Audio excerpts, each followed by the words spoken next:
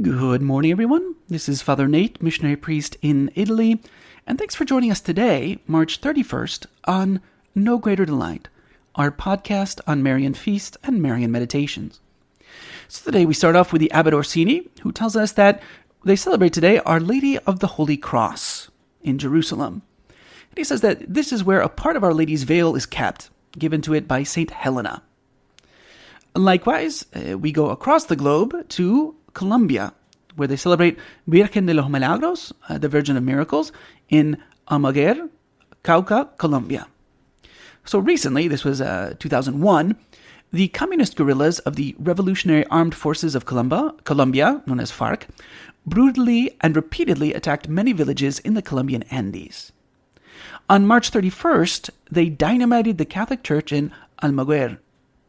When the townspeople sought sanctuary in the church, they found it in ruins. But the image of the Virgin of Miracles, the patroness of the town, remained unhurt in the rubble. This miracle gave hope to the villagers and courage to resist further attacks. And lastly, in Italy, we celebrate Madonna di Rosa in San Vito al Tagliamento, in Pordenone, Friuli, Venezia, Giulia, in Italy. It was on this day in 1655 that oxen carrying the image halted at the Church of St. Nicholas.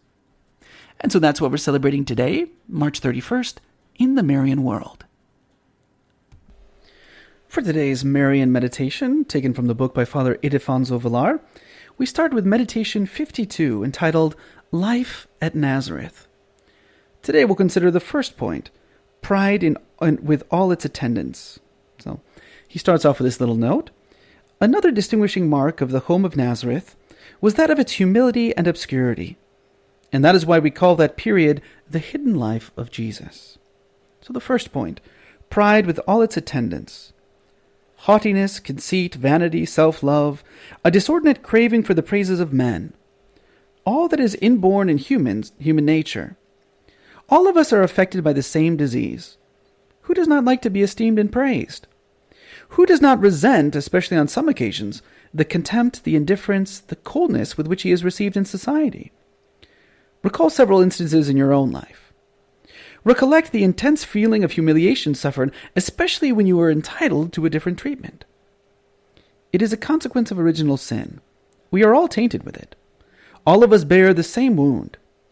Begin by being convinced that this is your case also, and be persuaded that if you think that you are free of it, assuredly pride is more deeply rooted than usual in your soul. Be then convinced of how badly you need to be cured of this disease. Think also how stupid and ridiculous is pride. It seeks after the esteem and praise of men. And what is the value of it all? Men are often mistaken in their appreciations. Often it is only passion, prejudice, and even hypocrisy that prompt their judgment. How much falsehood rests in the heart of men? How few are those who speak out their true feelings with a noble sincerity? And this is what you seek? How stupid it would be for you to attach any importance to human words. They are smoke, mere nothings. For today's reading from the Admirable Heart of Mary by St. John Eudes, we continue with Part 7, Chapter 1, Part 7 considering the Catholic traditions concerning the Admirable Heart of Mary. Chapter 1, the witnesses of the Fathers and ascetical writers. Today we just have a brief point. It's St. John Damascene. St. John Damascene, the great defender of holy images against the impious Emperor Leo and the iconoclasts, wrote several excellent essays on the devotion to the Mother of God, from which the following lines are taken. Your lips were fashioned only to praise Jesus Christ and to be pressed against his. Your mouth and your tongue cannot taste anything but the heavenly bread and wine of the words of God, whose sweetness can fill and inebriate you.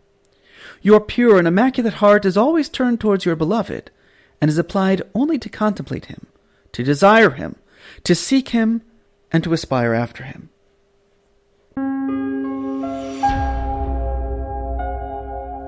Hello, and we hope that you enjoyed listening to our Marian podcast.